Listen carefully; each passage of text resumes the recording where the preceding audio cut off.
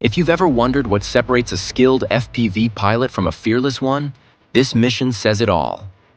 These Ukrainians memorized every turn, every hill, every tree line in simulation until they could fly with their eyes closed. Literally. When jamming hit mid-flight, they stuck to muscle memory, believing the feed would come back just in time. It did. And seconds later, a fuel train vanished into flames. Before we move on, please take a moment to subscribe to the channel and like the video. A $12,000 operation against a train worth $3 million made little sense on paper. Yet the numbers were exactly what made it worth the risk. The target rolled 35 kilometers beyond the front, a line of tankers carrying 660,000 liters of fuel. Between the pilots and that train stood radar, electronic warfare vehicles, and missile batteries on constant alert. The plan had to cross all of it without losing signal, sight, or nerve. Russian jammers like the R330ZH spread interference across every major frequency band, forming a 15-kilometer bubble that chewed through drone control links. Any standard FPV signal would collapse within minutes, leaving an expensive firework instead of a weapon. The Ukrainian team countered with something that looked crude but worked flawlessly. A daisy chain of analog repeaters spaced 2 kilometers apart. Each hung almost motionless at low altitude, bouncing the 5.8 gigahertz video from one to the next. Backup repeaters waited just behind them, ready to come alive the moment a link disappeared. When a Russian Verba operator shot down the first repeater, the secondary unit powered up in less than 3 seconds, keeping the chain intact. This method depended on analog video. Digital feeds carried delay.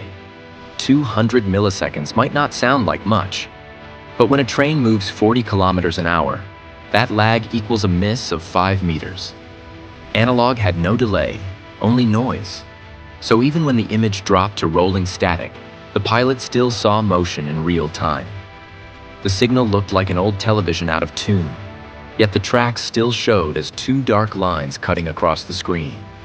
That faint outline was enough. Every pilot involved had flown more than 200 simulator hours under identical jamming conditions. The simulators used pre-recorded interference patterns gathered from earlier missions, forcing pilots to rely on timing and memory. They learned to navigate by counting seconds between turns, recalling each landmark from satellite images. Commands like count to 15 and bank right became muscle memory. Some could fly blind for half a minute and still emerge on course within 10 meters. Frequency hopping kept the control channel alive.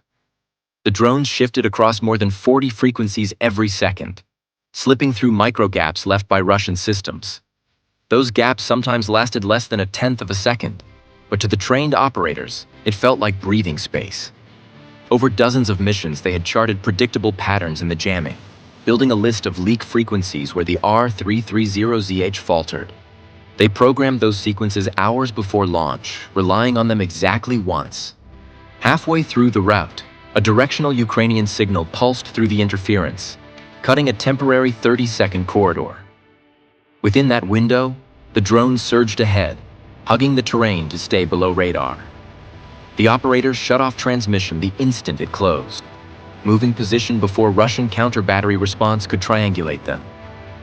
Timing that retreat gave a 17-second margin, wide enough to live, narrow enough not to be noticed. As the first drone reached the edge of the jamming zone, the Pol 21 system aboard the train forced GPS readings to 0. The video turned into heavy static, but fragments of metal rails still flickered through. The pilot steered using the tracks themselves, syncing the camera flicker to the rhythm he had practiced 100 times in training. Then the jammer spiked again.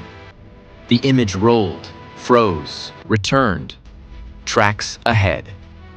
The drone dipped once, engine straining, then plunged toward the leading tanker. A flash sliced across the screen, followed by silence on the feed. That hit confirmed what the operators already knew. Careful mapping and analog instinct could punch straight through electronic walls. If radio noise couldn't stop them, another threat waited beyond the smoke. Russia's air defenses, armed and watching for anything left in the sky. Russian radar screens lit up with 7 returns moving in from the west at nearly identical speeds. Operators called out bearings, ranges, altitudes, but none of it made sense. Some echoes appeared too large for FPV drones, others vanished mid-sweep and came back elsewhere. The system flagged them as probable UAVs, then changed its classification to false contacts. What those screens were seeing were not all targets. 6 of them were decoys, built from salvaged racing drone parts and wrapped in aluminum panels cut from energy drink cans. Each carried a small corner reflector that bounced back radar signals, creating the same radar cross-section as an attack drone, but with none of the cost. The decoys rose first, climbing slowly to 300 meters, presenting a perfect target for Russian gunners watching through radar scope and optical sight. The real attack pair flew 10 meters above the ground, separated by half a kilometer, keeping under the radar's main beam. From the command truck, the Panzer S-1 crew counted multiple blips converging on their zone.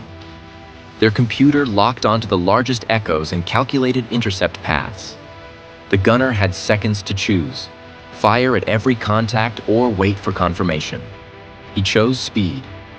Missiles left the rails in steady succession, 12 total in just under 90 seconds. 8 of those missiles hit nothing but fragments of scrap and empty air. The decoys disintegrated, scattering foil and wire over open fields. Each missile cost more than 1,000 times the price of the drone it destroyed. The remaining 4 weapons stayed armed but silent inside their tubes while the launchers reloaded, leaving a gap of 20 minutes before the next salvo could fire. Through that window, the 2 real drones pressed forward. At 80 kilometers an hour, they hugged the grass line, weaving through power poles and tree branches. The analog feed flickered so often the screen looked like a bad broadcast. But the pilots had trained for that chaos. Every curve in the route had been memorized. Every shadow on satellite imagery had been noted as a marker. When the feed twisted into static, they counted. 1, 2, 3. Bank left, level, climb 2 meters. It was rhythm more than sight. Jamming from the R330ZH still filled the air, yet the drone's frequency hopping created momentary clear spaces, only milliseconds long. Inside those tiny gaps, a handful of control signals slipped through. To an untrained operator, that window would close too quickly to matter. These pilots timed it perfectly, firing guidance corrections during each clean pulse and then waiting through static until the next one opened. Terrain masking did the rest. The dense ridgeline between the drones and the radar dish blocked direct line of sight. GPS interference from the Pole 21 jammer backfired, competing with its own radar coverage and forming uneven patches of silence. Those became dead zones where the drones disappeared entirely from Russian sensors. For half a minute they were invisible, cutting parallel to the rail line until the convoy came into view on the cameras again. Fireballs flickered in the distance from decoy strikes, throwing confusion across the Russian channel network. Anti-air units radioed conflicting coordinates. None matched the real location. The lead operator dropped his drone to just above the rail ties, mirroring the train's speed.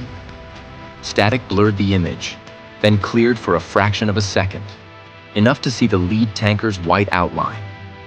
He steadied, armed the RPG-7 charge, and drove straight in. 4 drones costing $12,000 turned Russia's rear areas into open targets. The strike proved that deep defense lines no longer guarantee safety. It worked because discipline and preparation replaced chance. Every meter flown, every blind turn counted toward an exact result. These pilots used calculation, timing, and repetition to defeat radar and jamming worth millions. Their success marks the shift from tactical nuisance to strategic weapon. And if such precision can already breach fortified zones, the next question writes itself. What happens when autonomy or AI learns the same routines these humans mastered by hand?